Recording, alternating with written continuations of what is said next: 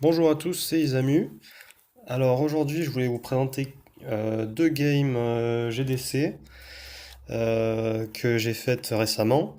Alors la première, ça sera une game en golem. Alors je vais vous le présenter tout de suite. Elle se trouve ici. Alors j'avais un seul sort sur cette game, j'avais juste les flèches. Et après j'avais l'électro-sorcier qui pouvait servir un peu de zap. Donc je suis parti là-dessus. Avec du bon soutien, avec du mage et avec du, oh, il y a des gobelins pour faire une troupe qui est pas chère, et puis après une gargouille, là, une méga gargouille qui est une très bonne carte. Là, il commence par un PK, donc je dois mettre une carte pour éviter fait qu'il y ait trop d'élixir d'avance. Donc là, il le soutient très bien avec un mage, donc je suis un peu, enfin, j'ai pas de réaction tout de suite, donc là, je décide de placer un golem pour faire tourner le PK au moins. Et là, il balance un ballon tout de suite derrière, donc ce qui fait qu'il fait une attaque vraiment dangereuse et qui va me coûter la tour. Donc voilà, là, je suis pas bien du tout d'entrée de jeu, je me fais prendre ma tour. Et, euh, et voilà, donc là, on pourrait se dire que c'est fini, que j'ai plus d'espoir de remonter. Avec un deck comme ça, il a le contre parfait avec un PK contre un golem, donc bon, mais je reste, ouais, j'essaye d'insister. Là, il balance une super boule de feu et un zap en plus à la sortie. Donc voilà, il a essayé de pousser sur la tour, mais j'ai pu quand même faire une défense à peu près convenable. Donc là, la contre-attaque, je place deux coups de bûcheron. Donc là, on se dit que c'est encore possible parce qu'il a quand même pris plus de la moitié des dégâts sur sa tour. Euh, donc pourquoi pas, on va voir en fonction de comment il joue. Donc là, il met PK fond de map, je réplique avec le golem. Et je suis obligé de soutenir après derrière le golem. Donc on va voir ce qu'il fait derrière. Il va placer son sorcier de glace, ouais. Et là, tout de suite, le ballon. Alors là, le ballon, très mauvais. Donc, j'ai une méga gargouille. Heureusement, il me boule de feu, mais pas sur toutes les troupes. Donc, ce qui fait que le ballon ne me touche pas, ne place aucun coup, mis à part bon, la bombe quand il meurt. Et là, je peux placer quand même un très très bon push avec le soutien, même si le golem est tombé, il y a toujours les golémites. Et avec la rage du bûcheron, j'arrive avec la dernière flèche à prendre la tour. Donc là, il y a égalité. Donc j'ai fait une très belle remontée. Ici, je défends avec l'électro au milieu qui va aller chercher le mage. Et là, bon, je laisse taper le sorcier de glace, il va pas faire grand-chose. Et je pars de l'autre côté avec un golem. Et là, je me mets dans une position très très faible. C'est-à-dire qu'il peut rusher ma tour, qui a déjà pas mal de points de vie en moins.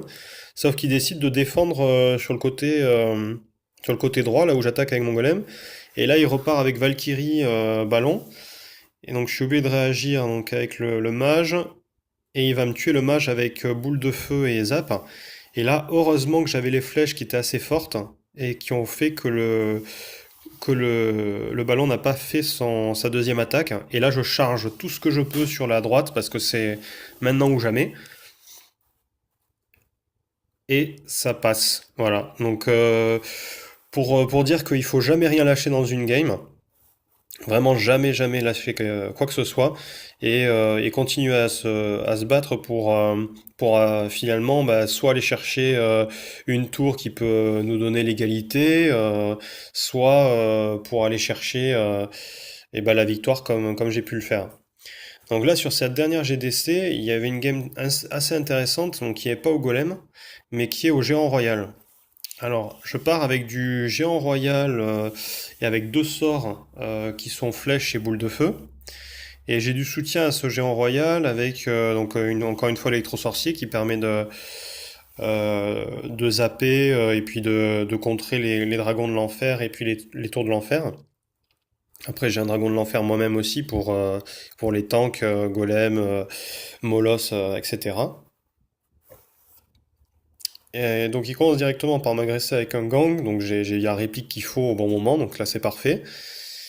Euh, Donc là, il place un petit push. Bon, c'est pas très très dangereux. Donc moi, je suis parti avec un géant royal derrière. Alors, il a un mage 8 qui est assez faible, point de vue niveau, quoi. Il est pas au niveau 9. Et surtout une Tesla 7. Alors là, je sais pas pourquoi il a ça dans son deck, s'il a pas pu trouver une autre carte. Mais bon, tant mieux pour moi. Et ici, donc il fait quand même une belle agression et moi surtout je fais une très mauvaise défense. Là j'ai vraiment donné énormément de points de vie sur ma tour pour pas grand-chose. Je... Voilà, j'ai mal placé mes troupes, bon, sachant que la machine volante allait se faire massacrer par le mage, après si elle restait aussi à l'avant. Voilà, je sais pas, je l'ai mise derrière et je pense que j'ai fait une erreur là-dessus. Et là, bon, en plus il me roquette ma tour plus mon dragon. Et là, je crois que je fais encore une toute petite erreur, je pense, avec mes gargouilles que je place pas, enfin, où je place pas en fait les flèches sur son gang et je place les gargouilles. Bon, mine de rien, j'ai vraiment de la chance qu'il ait une Tesla que 7, donc j'arrive à passer assez facilement. Donc au final, au niveau point de vie, on n'est pas si éloigné l'un de l'autre. Donc là, j'arrive à flécher son baril. Et puis au niveau de l'élixir, j'en ai beaucoup plus que lui. Donc je peux tranquillement construire une attaque. Et là, je sais que j'ai ma boule de feu niveau 9 qui one-shot le mage. Donc là, ça se passe très bien. Bon, il a contré mon attaque, mais j'ai toujours plus d'élixir que lui. Et là, je décide de placer au bridge le géant royal pour lui donner pour prendre la tour, ça c'est sûr. Et pourquoi pas lui donner le coup fatal. Je décide en fait de donner tout pour la victoire 3 couronnes. Et je me dis que même s'il balance un baril pour prendre ma tour, bah, dans tous les cas, j'ai trop de troupes sur lui. Et il va être.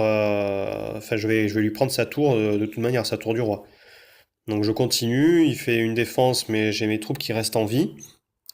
Mon dragon qui arrive à prendre en plus le focus de la tour du roi, et là c'est fini. Même s'il avait eu la roquette qui serait passée, c'était fini pour lui. Donc voilà, sur ces deux games, encore une variante que j'avais pas présentée dans ma vidéo précédente avec le géant royal. Donc c'était le deck de guerre donc, qui était celui-ci. Et ça passe plutôt bien avec une moyenne de 4 d'élixir. Et voilà, qui nous coûte pas très cher comme deck. Donc c'est très correct avec un peu de tout, des petites troupes donc comme les gargouilles, la machine volante qui a une portée vraiment très bonne et je vous la conseille fortement en guerre. Et voilà, deux sorts comme d'habitude, hein, la construction des decks avec le tank, deux sorts et des unités de soutien après derrière avec de la gestion, avec du dégât de zone avec le prince ténébreux et l'électro-sorcier, du dégât fort individuel, que ça soit machine volante, euh, ensuite ça peut être mousquetaire, ou ensuite bon, on met aussi à la place de ces deux choses, ça peut être sorcière accompagnée d'une troupe en fait terrestre qui peut être un prince aussi qui tape fort ou des mini PK, bûcherons, des choses comme ça. Et voilà le dragon qui fait une autre troupe aérienne, c'est utile d'avoir des troupes aériennes qui tapent fort, donc ça peut être le dragon de l'enfer, ça peut être la méga gargouille. Donc là on avait le choix, j'aurais très bien pu mettre chauve-souris par exemple à la place de gargouille. Mais bon, les gargouilles ne se font pas one shot par un zap, donc du coup j'aime bien les jouer. J'aurais très bien pu jouer en petite troupe les gobelins aussi, mais je préfère un minimum les gobelins à lance parce que comme ils attaquent à distance, ils font venir les troupes à eux. Donc c'est un peu mieux. J'aurais très bien pu jouer, partir sur d'autres decks avec du bélier, d'autres personnes de mon clan sont partis là-dessus. Donc ça peut être pas mal. Et j'ai trouvé en plus la sorcière en fait un peu faible, niveau 5. Je me suis dit, bon, je la prends pas. Pareil pour le bûcheron qui est niveau 1. Donc voilà, là, je suis parti là-dessus, c'est passé. J'ai été un peu aidé par le fait que la Tesla ne soit que niveau 7. Mais bon voilà, c'est un deck qui a bien fonctionné. Je pense qu'il fonctionne contre pas mal d'autres decks. Voilà, il y a un électro-sorcier très fort niveau 3, donc c'est pas trop mal. Voilà, donc sur ce, je vais vous laisser. J'espère que vous avez pu avoir voir quelques petites stratégies sur les games que j'ai présentés. Et je vous remercie Merci en tout cas de laisser quelques commentaires. Et puis, si vous avez des questions, voilà, n'hésitez pas à les poser dans l'espace commentaire, il est fait pour. Allez, je vous dis à une prochaine et passez une bonne journée. Ciao, ciao.